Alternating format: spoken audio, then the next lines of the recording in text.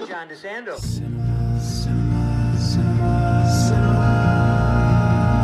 Classics, let's go to the movies and share some popcorn, soda pop with our friends. Turn off our cell phones and get away. Night or day, it's John DeSando on the radio. We'll watch the credits from up high and low. Cinema Classics. Cinema Classics is produced by John DeSando. It airs Thursdays at 8:01 p.m. on WCBE 90.5 FM. Listen to shows and read reviews online at WCBE.org. I'm John DeSando. And I'm Mary Yerina. And this is Cinema Classics. And Mary, we have a real classic here. And then we know how we can stretch that title. And we want, but this And time, we will. And we will. And this time we have not a film that's a classic, although I think it could be someday, but it is starring Helen Mirren. Who absolutely is a classy and classic actor. Oh, my. Yeah, we'll talk a little bit about her surely when we get to our Double Take podcast. But right now the movie is Golda. Let me see, who's that about? Well, there's more than one Golda in the world, but this particular... Not Goldie. Not Goldie. There are more than one Golda in the world. But this particular title refers to Golda Meir. Golda Meir, who is the Prime Minister of Israel and the only female Prime Minister in its history. Wow. And this really takes place in a 3-week time period and reflects on her leadership during the Yom Kippur War, which lasted 19 days. Yes. And if you're like me and you even live through this stuff, it still doesn't make sense to me until I see a fine motion picture that puts it together. And I will say that's the most redeeming aspect of seeing this film, is if you're not familiar with the history or you want to be refreshed on the history of the Yom Kippur War, and what it meant during the 1970s and how it led to the Camp David Accords, and most particularly the true nature of Golda Meir's leadership, which I think had been lost to time because during her time she was usually the only female politician in the room. Yeah. She also, as a leader, took the blame for the mistakes that were made leading up to the war and in the early days of the war. And in the last 10 or so years, a lot of the documentation about it's been declassified, and that was really the inspiration for the writer and producer, Nicholas Martin, to write this screenplay. Yeah. And with the help of director Guy Nativ, bring the story forward. You know, and this is not to be confused with the previous war between the Arabs and the Jews, and the one where Israel came out on top. They did. Well, they came out on top in this one as well, but not as decisively. Yeah, they and what suffered significant losses at the beginning. so interesting in this one, they could have, but they had to capitulate in a sense. They were ahead when they agreed to the accords, right? They were in position to be Yeah. quite destructive of a significant battalion in the Egyptian army and defenses, but also that Cairo had been left defenseless as a result of this war that was initiated on Yom Kippur by the Egyptians and the Syrians. And Israel moved itself into position to actually be quite destructive of Egypt, but at that point, with certain demands by Golda Meir that were actually met through the broker in the peace deal and ceasefire, Henry Kissinger of the United States. played very well by Liev Schreiber, Liev Schreiber. except that they need to cut him down a bit, How so? because I think Henry Kissinger was a short guy. Well, And Liev Schreiber has got to be at least 6'3". well, and that does go into the interesting discussion of Yes. how they chose to have him incorporate the character of Henry Kissinger was really more just his hairstyle and glasses. And glasses, yeah. And voice, he does get a good voice. But Yeah. I'm talking about the exterior aspects, Yeah. hair, makeup, clothing. Yeah. For Helen Mirren, she actually spent probably 2 to 3 hours in the chair Mary. a day, having heavy prosthetics put Ah. on not just her face, but also her body, so that she would look more like and carry herself more like Golda Meir. And you know, there's always some kerfuffle about this, and this is that she's not Jewish. Right. Can you imagine that? She's an actress.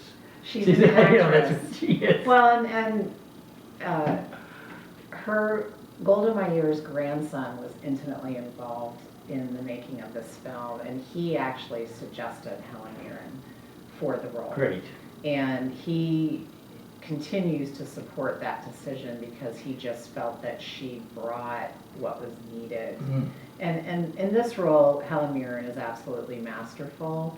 It's an imperfect film, but she's in almost every scene, and there are extreme close-ups on her face, on her body, on her eyes, and without dialogue. So she has to portray this moment in time, because we're not given a lot of Golda Meir's backstory. No, really? And None, I think. a little bit. She talks about being a little girl in Ukraine, Mhm. and her father hiding her and her family from the Mhm. Cossacks who would get drunk and look for Jews to beat up and Yep. potentially kill. Yep. And she was actually born in Kyiv, so it's rather timely. Spent a ton of time in Wisconsin, right? She did, but that's never referenced. The fact I that she know. was a naturalized U.S. citizen and moved to the United States when she was 10 years old and basically raised in the United States until she moved to a kibbutz in what was then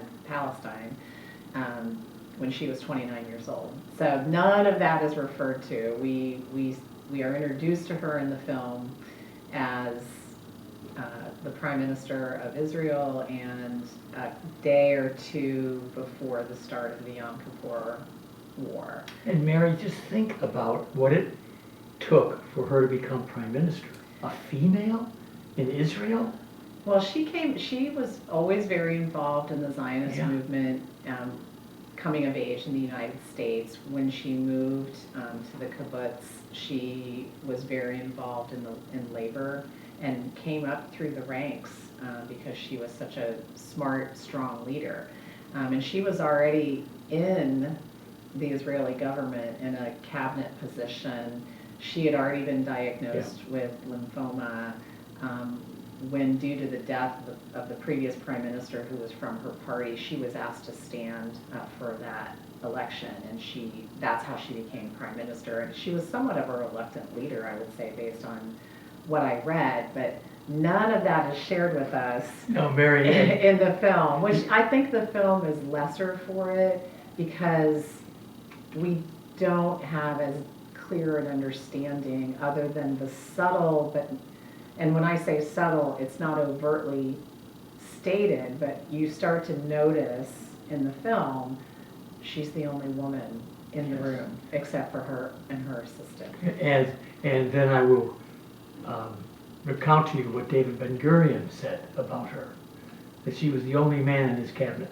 Well, she was a very strong, intelligent woman. And you see that, but the challenges she must have faced, and she actually ended up, due to one of her major military leaders really kind of losing it after the invasion and what he witnessed when they were first suffering such heavy losses in the Israeli Defense Forces. She tells him to go home, and then she clearly starts taking over and making decisions because the room of men are disagreeing with what their strategy should be. She actually ends up having probably 3 different strategies amongst them arguing, and she makes the decision as to what they're going to do going forward. You know, we have, I'm reminded that at the time when I was growing up, a female in the Israeli forces was considered a formidable, like a Gal Gadot, formidable person there. You know, it's not like don't mess with her. And then Moshe Dayan actually lost grace, did he not, during that time when part of the troops were massacred or something? Was he just devastated? He was devastated to the point that he couldn't he couldn't go on, and she sends him out of the room and sends him home. Yeah, here he is now. For those of you who only remember some of these images, he is the one, he's the fighter with the eye patch. Yes.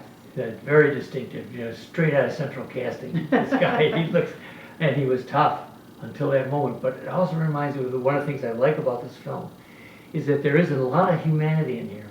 And with her, because she's so controlled, she's so careful, but boy, she agonizes over every death. Yeah. I mean, I'm just thrilled by her response to that. And apparently that was true.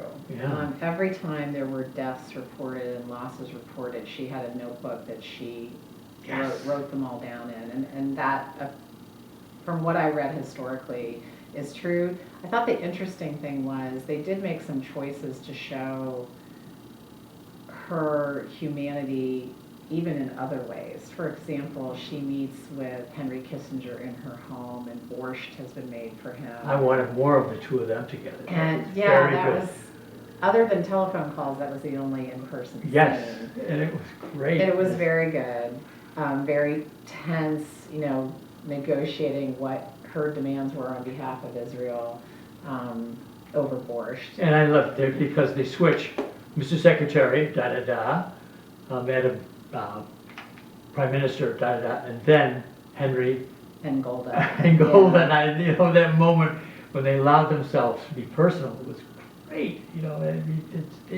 They had, they really paid attention to that because the way Helen Mirren plays her, and I presume the way she was pretty cold. God, she wasn't cold, but pretty controlled, so that we didn't get an awful lot. The way I think with Churchill, remember in Dunkirk, I think we had much more from him. You saw more of his true personality Yeah. come through, whereas in this film she's portrayed as being very much reserved and stoic and in control. But you do see glimpses of her Yeah. humanity and her softer side as a woman. What's never referenced is that she was married and a mother of two and Yes. grandmother of I don't know how many grandchildren. None of that is ever mentioned or referenced. And so I think where the film does a disservice is we're not provided enough context for her life and how she came into this leadership role. I think in the end you appreciate, even with this being a historical dramatization, how strong she had to have been and how smart she had to have been to be in the position as the first and now only Prime Minister of Israel, but also to make the decisions that she had to make in order to secure what ultimately became a victory for Israel, but after heavy, heavy losses and a lot of mistakes made by a lot of people that Yes. led to the invasion being allowed to happen. But she also, lays the groundwork for the Camp David Accords, which Menachem Begin, by that point, was representing Israel along with Anwar Sadat from Egypt, and Jimmy Carter, our own president. And you see those famous photographs, and of course, the role she played, because her demands to not attack Egypt, one of them was that Anwar Sadat had to specifically name Israel. Yes. And his willingness Yes. to have peace talks with Israel. And so that happened. And a lot of it was because she was not willing to back down, even with Henry Kissinger advising her otherwise. Yeah. I think at one moment they explained that Sadat actually said Israel. He actually called them that name. Yeah. And that is actually true, and that was the first time an Arab country acknowledged Israel. It was Classics, let's go to the movies and share some popcorn, soda pop.